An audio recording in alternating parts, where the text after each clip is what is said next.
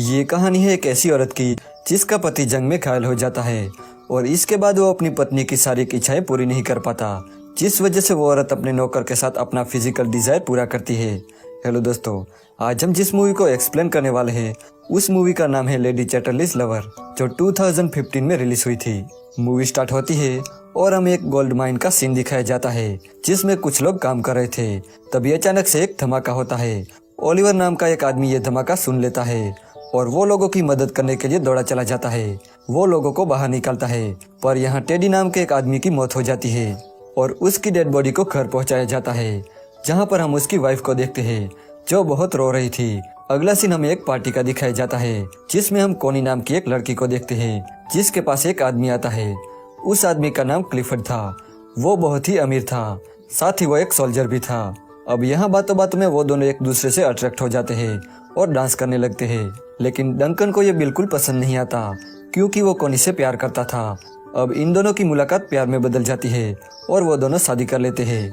उनकी married life अच्छी चल रही थी, लेकिन अगले ही पल क्लिफर्ड को जंग में जाना पड़ता है जहाँ वो पूरी तरह से घायल हो जाता है। जब क्लिफर्ड वापस आ रहा था तब सब लोग उसका वेलकम करने के लिए उसका इंतजार कर रहे थे। क्लिफर्ड को जिंदा देखकर कोनी बहुत खुश हो जाती है। वो वापस तो आता है पर अपने पैरों पर नहीं। उस जंग में घायल होने के बाद क्लिफर्ड अपंग हो जाता है और अपनी ऐसी हालत के चलते उसे बहुत दुख होता है। कोनी भी इस बात से बहुत दुखी थी। उनकी लाइफ में कभी ऐसा भी वक्त आएगा ये उन्होंने सोचा भी नहीं था। एक बार दुखी होकर क्लिफर्ड खुद को गोली मारने की कोशिश करता है, लेकिन तभी कोनी आकर उसे रोक लेती है। वो उसे यकीन दिलाती है कि वो हमेशा उसके साथ रहेगी। दूसरी तरफ हम ओलिवर को देखते हैं जो अपनी वाइफ को लेटर लिख रहा था।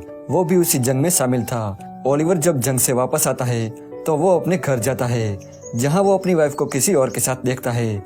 ये देख के उसे बहुत दुख होता है और वहां से चला जाता है। कुछ दिनों बाद ओलिवर क्लिफर्ड के पास जाता है क्योंकि उसे काम की तलाश थी। यहाँ क्लिफर्ड को पता चलता है कि ओलिवर भी जंग में शामिल था और उसकी टीम में काम करता था। अब क्लिफर्ड ये जान के इम्प्रेस हो जाता है और वो ओलिवर को काम पे रखता है।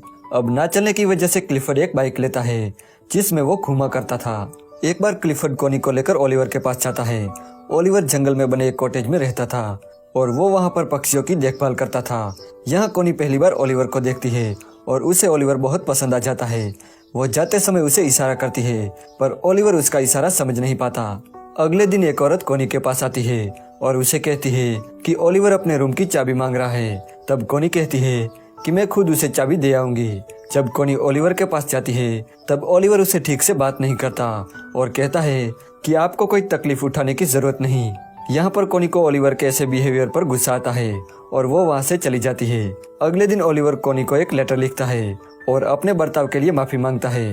तो कोनी फिर से उसके पास जाती है जहाँ वो देखती है कि ओलिवर अपनी शर्ट उतार कर काम कर रहा था। वो उसके बदन को देखने लगती है और धीरे धीरे उसके पास जाती है। कोनी को देख के ओलिवर अपनी शर्ट पहनता है। वो उसकी बहुत इज्जत करता था। कोनी को ये जगह बहुत पसंद थी, इसलिए वो ओलिवर से कहती है कि मैं हर रोज यहाँ पेंटिंग करने आऊंगी। तो ओलिवर कहता है कि मैं ये जगह आपके लिए साफ कर दूंगा और मैं किसी और जगह चला जाऊंगा। कोनी कहती है कि तुम्हें कहीं जाने की जरूरत नहीं, तुम हमेशा मुझसे भागते क्यों रहते हो। यहाँ पर कोनी ओलिवर पर गुस्सा हो जाती है और वो वहाँ से जाने लगती है, लेकिन तभी वहाँ बारिश हो जाती है, इसलिए वो ओलिवर के साथ कॉटेज में चली जाती है जहाँ पर वो दोनों आग जलाते हैं और अपने शरीर को गर्म करने लगते हैं। लेकिन अगले ही पल ओलिवर कोनी से दूर हो जाता है। वो कोनी के इरादे समझ रहा था, इसलिए वो उसे दूर भाग रहा था। यहाँ कोनी उसे कहती है कि तुम शर्मा क्यों रहे हो। तब ओलिवर कहता है कि मैं शर्मा नहीं रहा, मैं बस डर रहा हूँ क्योंकि अगर इसका पता क्लिफर्ड को चला तो मुझे अपनी नौकरी से हाथ धोना पड़ेगा। अब कोनी यहाँ निराश होकर चली जाती है। रात को कोनी क्लिफर्ड के करीब जाती है पर क्लिफर्ड कहता है कि इसका कोई फायदा नहीं, मैं अब तुम्हें खुश नहीं कर सकता। एक दिन कोनी क्लिफर्ड से कहती है कि मुझे अफसोस है कि हमारा कोई बच्चा नहीं। तब क्लिफर्ड कहता है कि मैंने उम्मीद नहीं छोड़ी। वो अपनी बॉडी में करंट लगवाता है ताकि वो ठीक हो सके, लेकिन इन सब का कोई फायदा नहीं होता। जब क्लिफर्ड इसमें नाकाम होता है तो वो बहुत रोने लगता है। अगली सुबह कोनी जंगल में जाती है और वहाँ एक जगह बैठ के डायरी पढ़ने लगती है। तभी वो ओलिवर को देखती है जो अपना काम कर रहा था। कोनी उसके पास जाती है जहाँ पहुंचकर वो नन्हे चूजे को देखती है। उन्हें देखकर वो रोने लगती है। उन बच्चों को देख के उसे अपने बच्चे का ख्याल आता है जो शायद अब कभी पैदा नहीं होगा। कोनी को रोता देखकर ओलिवर उसके पास आता है और उसे गले लगाता है। ओलिवर ने कोनी से दूर रहने की बहुत कोशिश की, पर आखिरकार वो उसके प्यार को कबूल कर लेता है। वो उसे कॉटेज में ले जाता है, जहाँ वो दोनों गपागप करते हैं। कोनी पूरा दिन उसके साथ रहती है और अब शाम ढलने आई थी, इसलिए ओलिवर उसे घर तक छोड़ने जाता है। इस मुलाकात के बाद मानो दोनों को जीने की वजह मिल गई। एक रात ओलिवर कोनी की याद में बहुत ड्रिंक करता है, तो वहीं दूसरी तरफ कोनी की नींद उड़ जाती है। वो भी उसकी याद में सो नहीं पा रही थी, तो वो खिड़की से ओलिवर के घर की रोशनी देखती है और वो खुद को रोक नहीं पाती। वो उसे मिलने दौड़ी चली जाती है, जिसे मिस बोल्टन देख लेती है।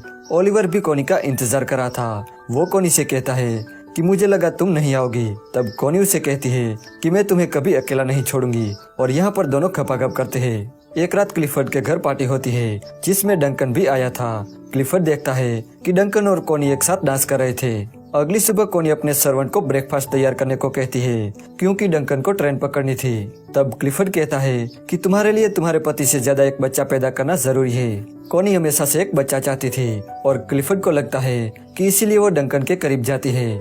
लेकिन कोनी यहाँ पर गुस्सा हो जाती है, पर क्लिफर्ड कहता है कि मुझे कोई फर्क नहीं पड़ता।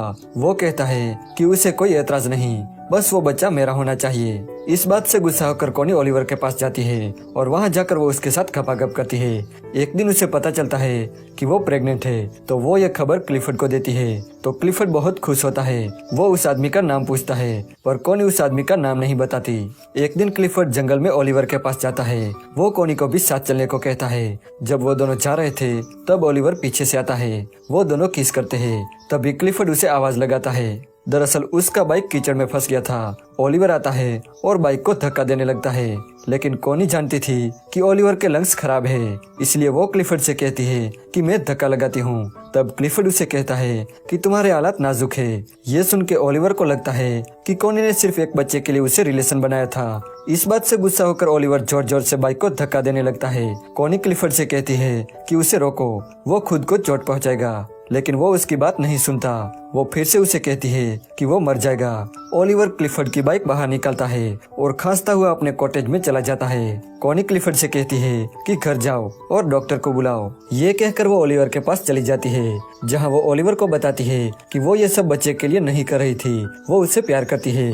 तब ओलिवर उसे गुस्से में कहता है कि उसने 12 साल तक उसकी खदानों में काम किया और अपने लंग्स खराब किए। उसके बाद उसे जंग के लिए फ्रांस भेज दिया गया। वो कहता है कि मेरी लाइफ तुम लोगों की तरह खूबसूरत नहीं है, तुम अपने पति के पास चली जाओ। एक दिन मिस बोल्टन ओलिवर के कॉटेज में जाती है, जहां उसे कोनी की डायरी मिलती है और उसे कंफर्म हो जाता है कि कोनी के पेट में पल रहा बच्चा ओलिवर का है।